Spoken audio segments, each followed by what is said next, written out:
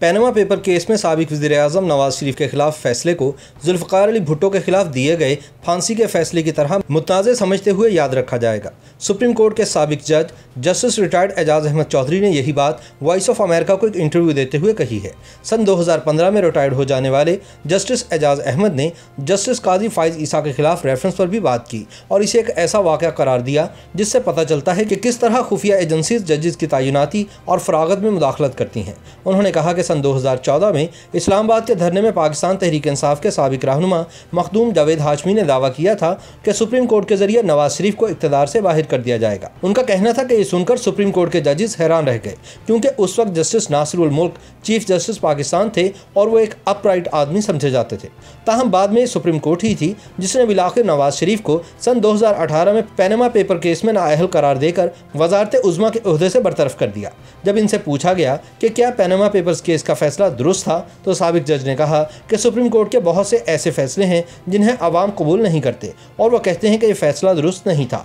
मसलन जुल्फ़िकार अली भुट्टो की फांसी। इसलिए मैं समझता हूं कि नवाज शरीफ की वज़ारत उज़्मा से नाअहली का केस भी ऐसा ही एक मामला था। बहुत सारे सुप्रीम कोर्ट के फैसले हैं जिनको लोगों ने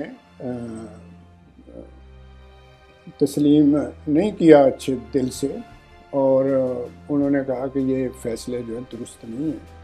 उनमें जुल्फ़िकार अली भुट्टो का केस है, कब से चल रहा है। लोग कह रहे हैं उस वक्त पीपल्स पार्टी भी जो सारा शोर डालती थी और इस तरह के कई फैसले हैं, तो ये भी उसी तरह का एक फैसला है। जस्टिस काजी फाइज ईसा के खिलाफ रेफरेंस के बारे में बात करते हुए जस्टिस रिटायर्ड एजाज अहमद चौधरी ने कहा कि सुप्रीम कोर्ट ने रेफरेंस तो ख़त्म कर दिया, लेकिन अपनी तरफ से इन्होंने इनकी अहलिया को फेडरल बोर्ड ऑफ रेवेन्यू में पेश होने का कह दिया है।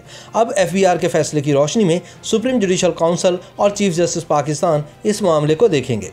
जजेस की तैनाती के मामले में मुख्तदर हल्कों की मुदाखलत बारे उन्होंने एक वाक़या दोहराया कि जब वो कुछ जजेस तैनात कर रहे थे तो इंटर सर्विसेज इंटेलिजेंस के एक जनरल की इनके पास टेलीफोन कॉल आई। कॉल पर ISI जनरल ने मुझसे कहा कि क्या आप जज रख रहे हैं, तो मैंने कहा हाँ, जिस पर उन्होंने मुझे किसी को जज बनाने को कहा। साबिक जज ने कहा कि मैंने उस जनरल को जवाब में एक शख्स को लेफ्टिनेंट जनरल बनाने को कहा, जिस पर उन्होंने मुझे जवाब दिया कि ऐसा तो नहीं हो सकता, तो मैंने भी कहा कि ये भी नहीं हो सकता। उन्होंने दावा किया कि उनके दौर में अदलिया में कोई मुदाखलत नहीं थी और जब किसी ने मौका दिया तो दूसरों ने मुदाखलत की। एक दफ़ा मुझे मेरे सेक्रेटरी ने बताया कि ISI के कोई जर्नल साहब बात करना चाहते हैं, तो मैंने कहा करा दें भाई। उन्होंने बात की, उन्होंने कहा आप जज रख रहे। मैं कहा हाँ जी रख रहे।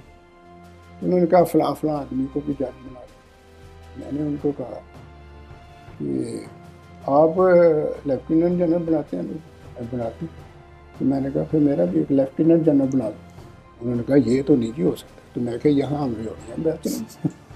दूसरी जानिब पाकिस्तान पीपल्स पार्टी के सीनियर रहनुमा और वकील लतीफ़ खोसा ने जस्टिस एजाज अहमद के इंटरव्यू पर तबसरा करते हुए कहा है कि अदलिया को मुतादिद मरतबा सियासी इंजीनियरिंग के लिए इस्तेमाल किया गया है। जजेस की तैनाती में खुफिया इदारों के किरदार के बारे में उन्होंने कहा कि 18वीं तरमीम से कबल खुफिया इदारे जजेस की तैनाती में साजबाज कर सकते थे, क्योंकि हुकूमत जज मुकर्रर करते वक्त इन्हीं की रिपोर्ट्स पर इन्हिसार करती थी। दूसरी जानिब मुस्लिम लीग नून हुकूमत में मुशीर कानून रहने वाले बैरिस्टर ज़फ़रुल्लाह खान का कहना है कि पैनमा पेपर्स केस का फैसला इंसाफ के कुदरती उसूलों के खिलाफ है। उनका मज़ीद कहना था कि यह अपनी नौइयत का पहला फैसला है जिसकी कोई मिसाल नहीं मिलती, जिसमें हुकूमत के सरबराह को इस अंदाज में नाअहल करार दिया गया हो। याद रहे कि 28 जुलाई सन 2017 को जस्टिस आसिफ सईद खोसा की सरबराही में कायम सुप्रीम कोर्ट के 5 रुकनी लार्जर बेंच ने शरीफ खानदान के खिलाफ पैनमा पेपर्स केस का फैसला सुनाते हुए मुत्तफ़िका तौर पर वज़ीर-ए-आज़म नवाज शरीफ को नाअहल करार दे दिया था। 25 सफ़ात पर मुश्तमिल तहरीरी फैसले में सुप्रीम कोर्ट के 5 जज साहिबान की जानिब से उस वक्त के वज़ीर-ए-आज़म नवाज शरीफ को नाअहल करार देते हुए कहा गया था कि नवाज शरीफ ने कैपिटल FZE से मुताल्लिक कागजात नामजदगी में हक़ाइक़ छुपाए। नवाज शरीफ अवामी नुमाइंदगी एक्ट की शिक 12 की ज़ेली शिक 2F और आर्टिकल 62 की शिक 1F के तहत सादिक और अमीन नहीं रहे। नवाज शरीफ को मजलिस शूरा के रुकन के तौर पर नाअहल करार दिया जाता है। इलेक्शन कमीशन नवाज शरीफ की नाअहली का नोटिफिकेशन फौरी तौर पर जारी करे। नोटिफिकेशन जारी होने के बाद नवाज शरीफ वज़ीर-ए-आज़म नहीं रहेंगे। 23 दिसंबर सन 2018 को इस्लामाबाद की एहतसाब अदालत ने अल अज़ीज़िया स्टील मिल केस में साबिक वज़ीर-ए-आज़म नवाज शरीफ को 7 साल कैद, 10 साल के लिए किसी भी अवामी ओहदे पर फाइज होने पर पाबंदी, इनके नाम तमाम जायदाद जब्त करने का फैसला दिया और साथ साथ तकरीबन 4.25 अरब रुपए का जुर्माना भी आयद किया गया, जबकि फ्लैगशिप इन्वेस्टमेंट रेफरेंस में इन्हें बाइज्जत बरी कर दिया गया।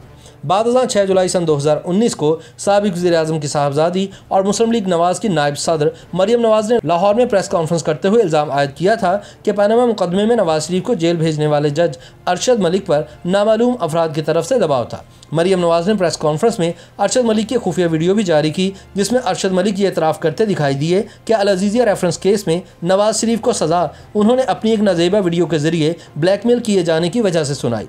अरशद मलिक ने एतराफ़ किया कि वो वीडियो में गैर इखलाकी हालत में थे, ताहम उनका दावा था कि उन्हें नशावर अद्वियात देकर ट्रैप किया गया और फिर इनकी वीडियो बना ली गई, जिसकी बुनियाद पर इन्हें ब्लैकमेल किया गया। इस वीडियो में नजर आने वाले जज अरशद मलिक ने नून लीगी कारकुन नासिर भट्ट को बताया कि मियां नवाज शरीफ के साथ ज्यादती हुई है, फैसले के बाद से मेरा ज़मीर मुझे मुलामत करता है और रात को डरावने ख्वाब आते हैं, लिहाजा नवाज शरीफ तक ये बात पहुँचाई जाए कि इनके केस में झोल हुआ है। जज अरशद मलिक ने यह भी एतराफ़ किया कि नवाज शरीफ के खिलाफ एक धेले की मनी लॉन्ड्रिंग का भी सबूत नहीं था। वाज़ेह रहे कि जज अरशद मलिक की मुबैना गैर इखलाकी वीडियो उस वक्त बनाई गई थी जब वह मुल्तान में बतौर एडिशनल डिस्ट्रिक्ट एंड सेशन जज जिम्मेदारियां सरअंजाम दे रहे थे। बाद इसी वीडियो की बुनियाद पर अरशद मलिक के खिलाफ तदीबी कार्रवाई की गई और लाहौर हाई कोर्ट ने इन्हें ओहदे से बरतरफ कर दिया। YouTube पर गूगली न्यूज देखने के लिए youtube.com की सर्च बार में गूगली न्यूज टीवी टाइप करें। गूगली न्यूज के पेज पर सुर्ख रंग के सब्सक्रिप्शन वाले बटन पर क्लिक करना ना भूलिए। YouTube पेज पर अपलोड होने वाली वीडियोस से बाखबर रहने के लिए बेल आइकन पर क्लिक कीजिए। आपको हर नई वीडियो के बारे में नोटिफिकेशन मौसूल हो जाएगा।